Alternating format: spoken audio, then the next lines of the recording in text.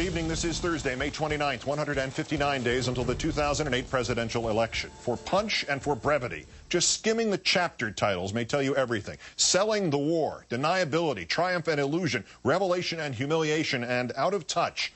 Our fifth story on the countdown, the book by former White House Press Secretary Scott McClellan, perhaps the most extraordinary collection of revelations about a sitting president since John Dean was sworn in before the Irvin Committee in 1973, continues today to make the metaphorical ground beneath the Bush White House shudder.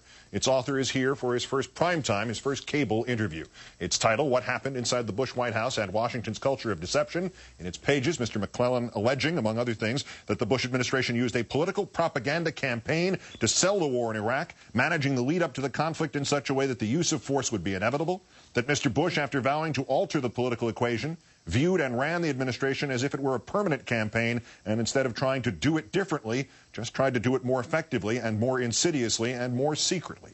Then Mr. McClellan writes that in defending the administration, although he was being sincere about the things he said in the White House briefing room at the time he said them, he has, quote, since come to realize that some of them were badly misguided. Scott McClellan joins us now. Thank you for your time tonight. Good to be here, Keith. Thanks for having me on. Who is more surprised that you're here, you or me? Probably the White House. That's a good way to start. That phrase, you since come to realize that some of those statements were badly misguided. Not to put words in your mouth or insult you, but did you lie as White House press secretary at any point? Well, I did when it came to the issue of the Valerie Plame leak episode. Yeah. When I unknowingly did so, I passed along false information. I had been given assurances by Karl Rove and Scooter Libby that they were not involved in the leak, and it turned out later that they were. But they both unequivocally told me when I asked them, were you involved in this in any way? They said no. I'm going to get back to Libby. And you know, I mean, obviously other times, yes, I got caught up in the Washington game in terms of the spinning and obfuscation and secrecy and stonewalling and things like that. I want to get, as I was saying, back to the entire Plamegate or Plame-Libby story or Plame-Libby-Cheney story.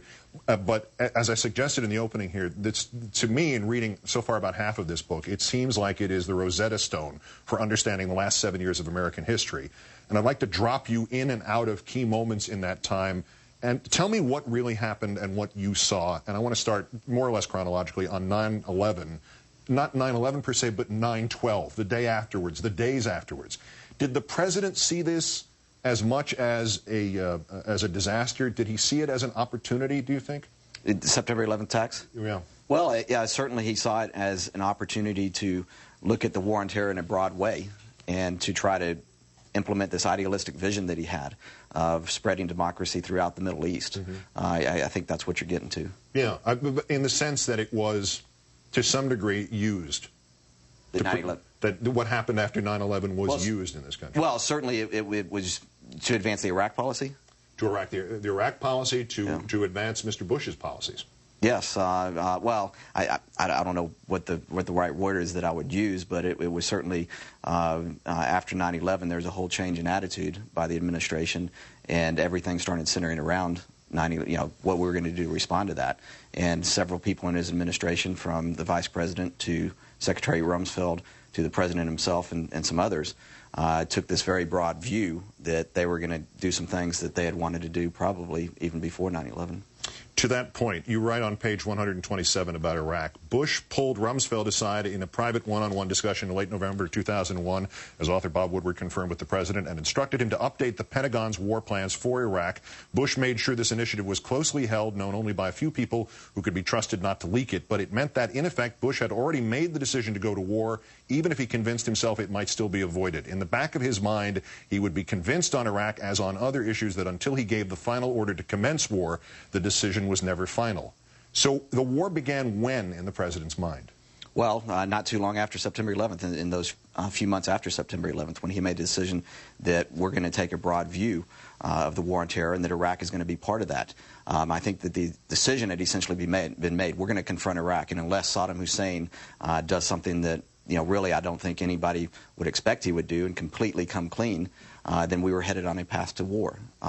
So I think the president, in a lot of ways, boxed himself in and left himself no out, partly because he was determined to go forward with this policy.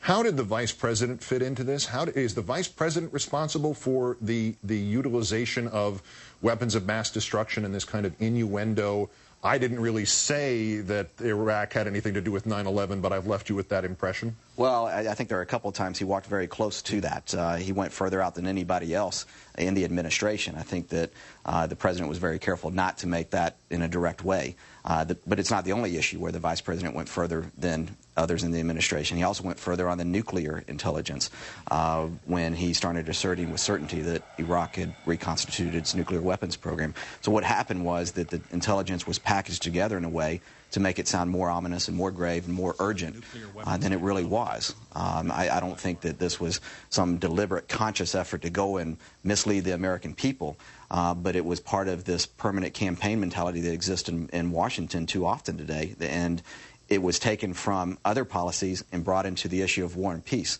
where it becomes especially problematic and especially troubling. And that's why I think what I get to in this book is so important for people to understand, so that we can learn from this and not make these kind of mistakes again, where we are rushing into a war that now is very clearly one that was unnecessary. To that point, there is, I think, actual poetry in here, and I don't mean to vainly flatter you here, but let me read something else. Although I didn't realize it at the time we launched our campaign to sell the war, what drove Bush toward military confrontation more than anything else was an ambitious and idealistic post-9/11 vision of transforming the Middle East through the spread of freedom. This view was grounded in a philosophy of coercive democracy, a belief that Iraq was ripe for conversion from a dictatorship into a beacon of liberty through the use of force, and a conviction that this could be achieved at a nominal cost. A philosophy of coercive democracy. It's a marvelous phrase, but is it an oxymoron? I mean, can you have coercive democracy and sort of extrapolating from that? Yeah, that's a very good question. Is that why we had, your choice of words here is yours, enhanced interrogation or torture at Abu Ghraib, at Gitmo, and maybe at other places? Well, in terms of, well, I don't know on that. I don't know the full policy details behind some of those issues. But certainly those have tarnished the reputation of the United States in a very negative way, and I think that has been harmful over the long term. But in terms of the coercive democracy, that was, and you bring up a very good point about the oxymoron there, but that was always the strategy for going into Iraq in the first place. And I think that is what really drove the president's motivation to push ahead and rush into this, when I think that there were probably other options. Well, there were definitely other options available to him. He didn't have to box himself in, but when he went to the United Nations, he said either he disarms and the UN, if he doesn't, then the UN goes in, or the Security Council authorizes it, or we will do it ourselves.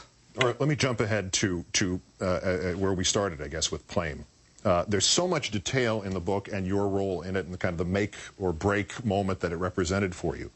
If, as you point that day that the president confirmed that he was involved in declassifying parts of the NIE, in declassifying parts of the National Intelligence Estimate about Iraq and to use against Joe Wilson, is he, do you think, did he in essence, or perhaps even legally, okay the leaking of Valerie Plame's CIA identity? Well, that's a question that I raise in the book. I don't know the truth behind it, but did this set in motion the chain of events that led to the leaking of Valerie Plame's identity? I do not believe that the president was in any way directly involved in the leaking of her identity. But that was a very disillusioning moment for me when I found out when the initially hit the press, and we were in, I believe it was in North Carolina, if I remember correctly, and a reporter shouted out to the president, "Is it true that you authorized the secret leaking of this previously, it was classified information, but the president does have the legal authority, walk on to Air Force One?" And the president asked, what was the reporter asking? And I said, he asserted that you were the one who authorized Scooter Libby leaking this information. And he said, yeah, I did. And it really took me back. I could tell he didn't want to sit there and talk about it. And I walked back to the senior staff area on Air Force One, where I usually sit. And it took a while for that to sink in. But that was just before I left. And at that point, I'd made a decision that I could no longer continue in this administration. Now, there are changes coming in, too, and I talk about this. And Josh Bolton was looking to make some changes, too. So my time frame was moved up a little bit from what I'd preferred. But that was the second defining moment that really caused me a lot of dismay and disillusionment.